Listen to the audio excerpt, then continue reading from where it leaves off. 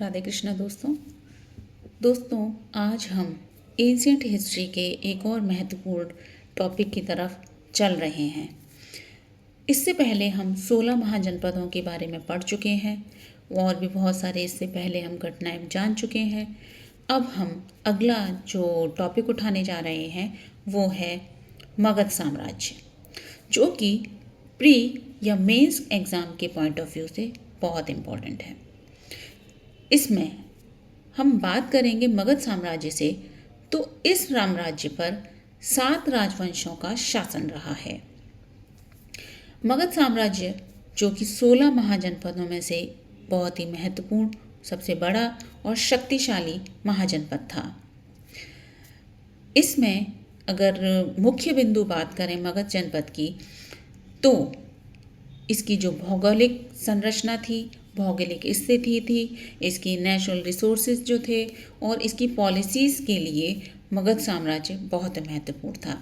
हर किसी राजवंश का उस पर शासन करने का हमेशा से सपना रहा था। और इसमें जो एक और महत्वपूर्ण जो आकर्षण का केंद्र था वो था लौह अयस्कों की प्राप्ति। मगध में लौह भंडार भरपूर मिले थे, जो कि उस समय बहुत मुश्किल से और किसी जनपद के पास, और जो बाकी के जनपद थे उनमें इस अयस्क की प्राप्ति कम थी, लेकिन मगध साम्राज्य में इसके भंडारण भरपूर थे। इसीलिए हर कोई मगध साम्राज्य पर शासन करना चाहता था। अब जैसे कि बताया था कि 7 राजवंशों ने मगध साम्राज्य पर शासन किया, जिनमें कि हमने एक छोटी सी ट्रिक बनाई है जिससे आप इन 7 राजवंशों को याद कर सकते हैं। आपको बिना उनकी टाइमलाइन चेंज करते हुए आप इनको याद कर सकते हैं, जिसमें कि ये ट्रिक है हशीन माशुकसा। तो सबसे पहले हम हशीन की बात करें तो ह से हो गया हरियंक वंश, श से हो गया शिशुनाग वंश, न से हो गया नंद वंश, तो ये हुआ हशीन। फिर है माशुक, ये से माँ से हो गया मौर्य वंश, श से हो गया शुंग वंश और क से हो गया कर्णव वंश, और लास्ट है सा, तो सा से हो गया सातवाहन वंश। तो ये 7 राजवंश थे जिन्होंने एक एक करके मगध साम्राज्य पर शासन किया। तो सबसे पहले हम बात करते हैं पहले राजवंश की, जो है हरियंक वंश। हरियंक वंश जो कि 544 ईसा पूर्व से 412 ईसा पूर्व तक शासन करता है। हरियंक वंश के जो संस्थापक थे वो बिंबिसार थे, उनको फाउंडर माना जाता है हरियंक वंश का। और इस वंश को पितृहंता वंश भी कहा जाता है। दूसरी खासियत ये है इस वंश की कि ये मगध साम्राज्य पर सबसे लंबे समय तक शासन करने वाला वंश था, और यही वो वंश था जिसने पहली बार मगध साम्राज्य की जो राजधानी थी वो राजगृह बनाई थी। अब क्योंकि इस वंश को पितृहंता वंश भी कहा जाता है, बिंबिसार ने इसकी स्थापना करी थी इस वंश की। इसके बाद जो उनके पुत्र आए वो थे अजातशत्रु। अजातशत्रु की कुछ खासियत थी या उनके कुछ महत्वपूर्ण बिंदु हैं जिनसे कि हम उनको कुछ बिंदु के ज़रिए हम उनको एक्सप्लेन कर सकते हैं। तो सबसे पहले अजातशत्रु ने अपने शासनकाल में ही जो इसकी शासन जो मगध साम्राज्य का विकास किया, अपने शासनकाल में ही मगध साम्राज्य को काफ़ी डेवलप किया, क्योंकि लौह अयस्क या लौह भंडार मिलने के कारण इन्होंने रथ मूसल और महाशिलाकंटक जैसे युद्ध उपकरणों का इस्तेमाल पहली बार युद्ध में किया। सबसे बड़ी चीज़ इन्होंने, क्योंकि पितृहंता वंश इस वंश को कहा जाता है, तो इन्होंने अपने पिता की हत्या करके राजगद्दी हासिल की थी। और अजातशत्रु के कार्यकाल में ही पहली बौद्ध संगीति का आयोजन हुआ था। इसके बाद इनके पुत्र आए, यानी अजातशत्रु के जो पुत्र थे वो थे उदायन। उदयन की जो मुख्य बातें थी वो ये थी कि उन्होंने अपने कार्यकाल में मगध की राजधानी राजगृह से बदलकर पाटलिपुत्र कर दी थी। उन्होंने भी शासन किया, एक्सपेंशन किया। फिर उसके बाद उदयन के पुत्र आए नागदाश।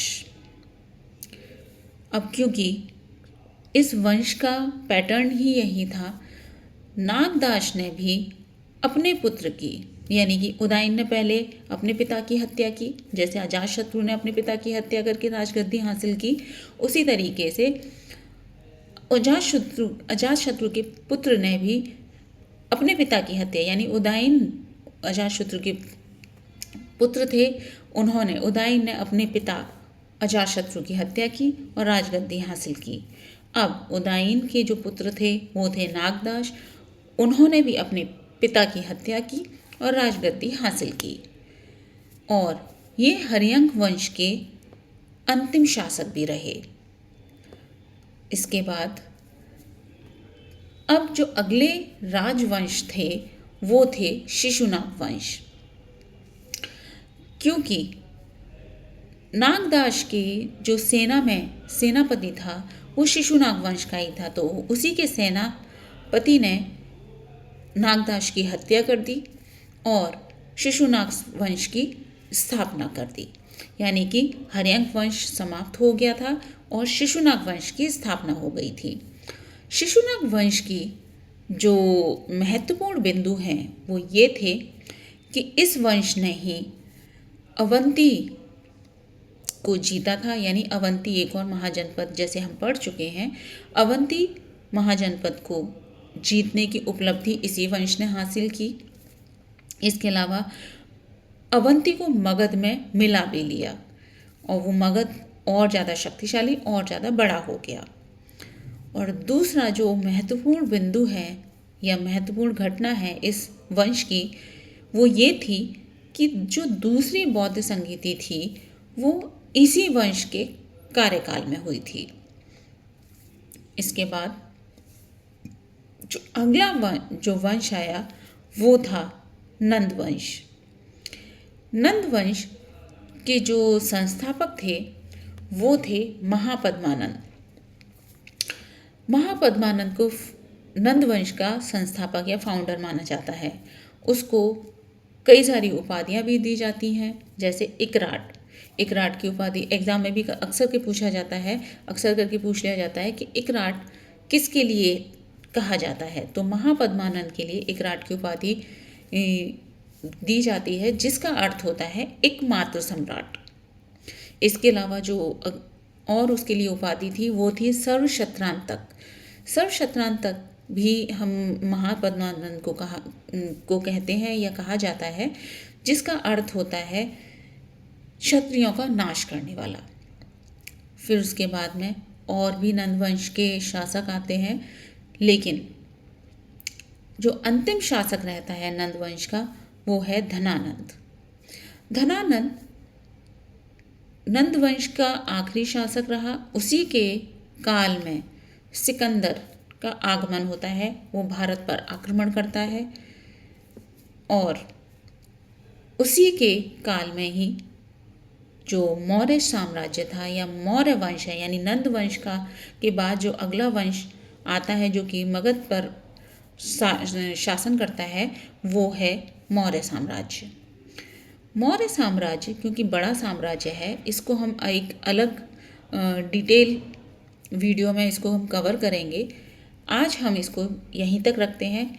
जो धनानंद थे उनकी जो हत्या है वो मौर्य साम्राज्य के जो संस्थापक थे चंद्रगुप्त मौर्य, वो हत्या कर देते हैं।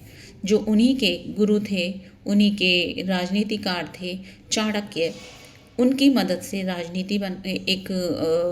एक नीति बनाते हैं, जिसकी वजह से फिर वो धनानंद की हत्या कर देते हैं और नंद वंश को ख़त्म कर देते हैं और मौर्य वंश की स्थापना हो जाती है। आज हम यहीं पे इस वीडियो को कवर करते हैं और यहीं पे समाप्त करते हैं। अगली वीडियो में हम मौर्य साम्राज्य को कवर करेंगे। धन्यवाद।